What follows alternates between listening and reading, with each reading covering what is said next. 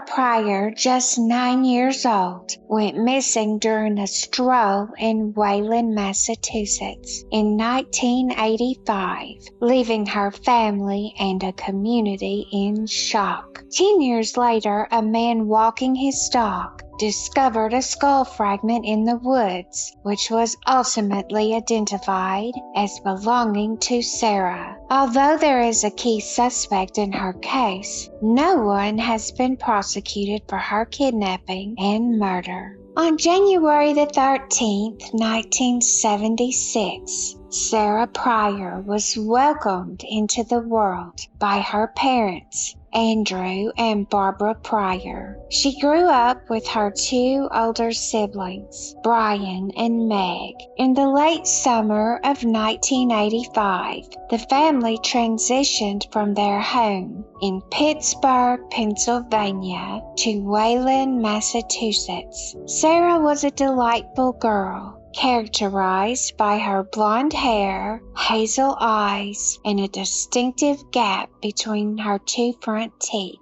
radiating happiness wherever she went. With a heart full of love for her family and her playful border collie Katie, Sarah was a bright student who relished in the great outdoors. On the afternoon of Wednesday, October the 9th, 1985, she arrived home from school, whipped up a bowl of Jell-O, and enjoyed some television. After finishing her snack, she let her father know she was going out for a walk in the neighborhood. Around 4:45 p.m., Andrew took Brian, Sarah's older brother, to his football practice at the high school. When he got back home at about 5 p.m., he found that Sarah was not there. Barbara, Sarah's mother, pulled into the driveway at 5:50 p.m. As she reached the screen door, Andrew explained that Sarah had left for a walk at 4 p.m.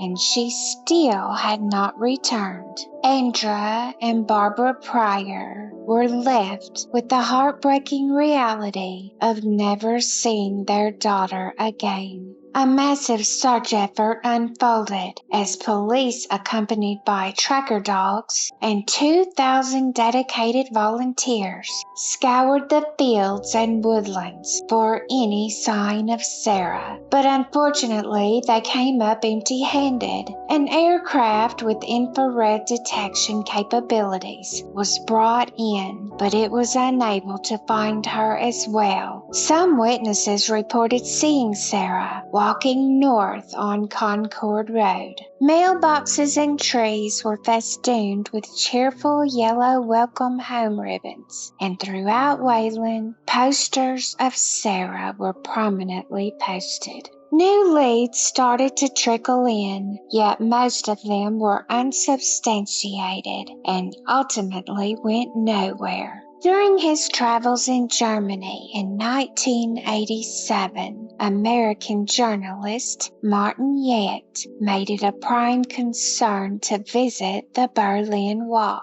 He was taken aback to discover graffiti on the western side, a detail he had not anticipated. As he took in the colorful expressions and German text, something unexpected drew his attention. Amidst the chaos of art and words, a message stood out, painted in white and written in English. Sarah Pryor, wherever you are, we love you. Age 9, missing October 9th, 1985. Wayland, Massachusetts, USA. God loves you. Martin contacted the authorities in Wayland, but they were already informed about the graffiti. The identity of the creator is still a secret. The Berlin Wall was dismantled at the end of 1989. A man walking his dog in a forested area along the western border discovered a skull fragment in 1990 1995. The remains were submitted to the state medical examiner, who unfortunately could not provide a clear identification. According to the Middlesex County District Attorney, Thomas Riley, in 1998. In 1997, a forensic anthropologist studied the skull fragment and established that it was from a child roughly the same age as Sarah. Additionally, the anthropologist mentioned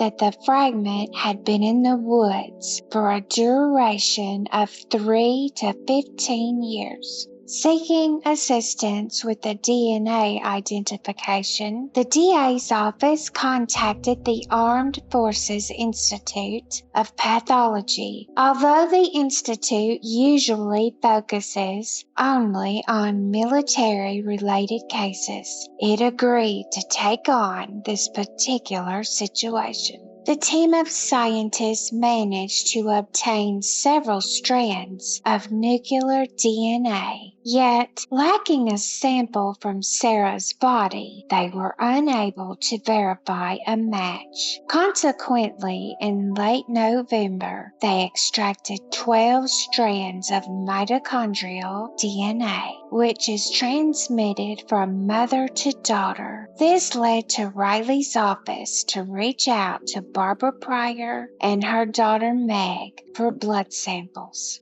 The samples were forwarded to a lab by authorities on December the 22nd, 1997, and the findings confirmed that the skull fragment was that of Sarah Pryor. Sarah Pryor was laid to rest on January the 13th, 1998, a day that would have celebrated her 22nd birthday. Around 1,000 people came together to honor her memory during the funeral. In 1966, John Worthy, then just 21 years old, was accused of attacking a 12-year-old girl in Sherborne, Massachusetts. Before his trial could start, he fled to Texas. In March of 1967, he took the life of 15-year-old Rose Marie Martin in a wooded area near White Rock Lake in Dallas, where he assaulted and strangled her. Worthy was sentenced to life in prison, but was paroled in 1984. Just 2 months before Sarah vanished, a 17-year-old Kathy Malcolmson disappeared from Stowe, Massachusetts. She rode her bicycle to the IGA supermarket in Hudson to pick up her paycheck, but she never arrived. Initially, authorities suspected she had run away, but the theory shifted in 1987 when her bicycle was found in a wooded area off Gleasondale Road near the Stowe border. Unfortunately, her body has never been located. Authorities are inclined to believe that Kathy and Sarah's situations are connected. A month after Sarah's disappearance, Worthy tried to kidnap a woman who appeared to be in her 20s at Knife Point in Newton, Massachusetts. Luckily, she was able to escape before he could force her into his car. A cab driver who observed the incident noted the license plate number, but the woman and the cab driver later recognized Worthy as the assailant. Upon inspecting Worthy's car, law enforcement found that the interior door handle on the passenger side was missing. The local news reported extensively on his arrest, and 2 witnesses emerged, stating they had seen him on the bike path at the same time Sarah Pryor was taking her walk. Worthy broke his parole by attempting to kidnap a young woman in Massachusetts. After completing 5 years for that crime, he was relocated to Texas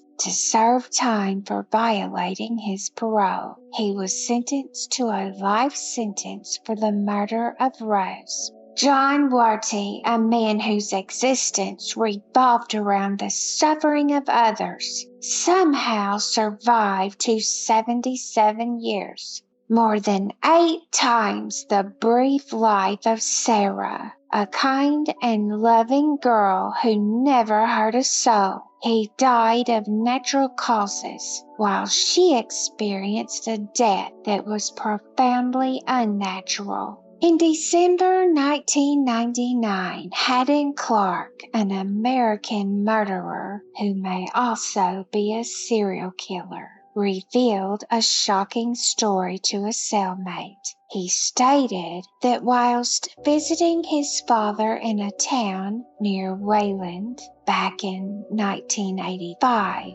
he killed a girl named Sarah and even admitted to consuming some of her remains before burying her in Wellfleet. The details he shared about the girl and her vanishing closely resemble those of Sarah Pryor. Authorities escorted Clark to the properties with a recovery dog to conduct a search for remains. However, by then, Sarah's partial remains had already been found in the vicinity of Weston. At this moment, Clark is serving 2 30-year sentences at the Eastern Correctional Institution in Maryland for the murders of 6-year-old Michelle Dorr in 1986 and 23-year-old Laura Hottingley in 1992.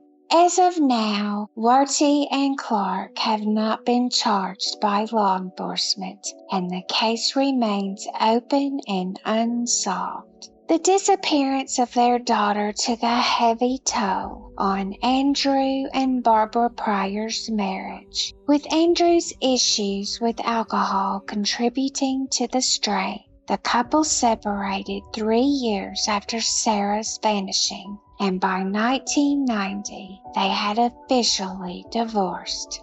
A memorial honoring Sarah Pryor was unveiled in Hannah Williams Park in Wayland in 1996. In July of 2014, a car accident changed Andrew Pryor's life forever, leaving him paralyzed from the chest down. Tragically, he lost his battle with his injuries on August 3rd, 2014. The investigation into the abduction and murder of Sarah remains ongoing as authorities seek answers. Barbara, the mother of Sarah, has written a touching book that reflects on the heartbreaking experience of losing her beloved daughter. Missing Sarah Pryor, a mother's testimony of choosing love over grief and emptiness. It is available for purchase on Amazon. I cannot imagine what Sarah's family and siblings must have went through all these years. Please leave your thoughts below.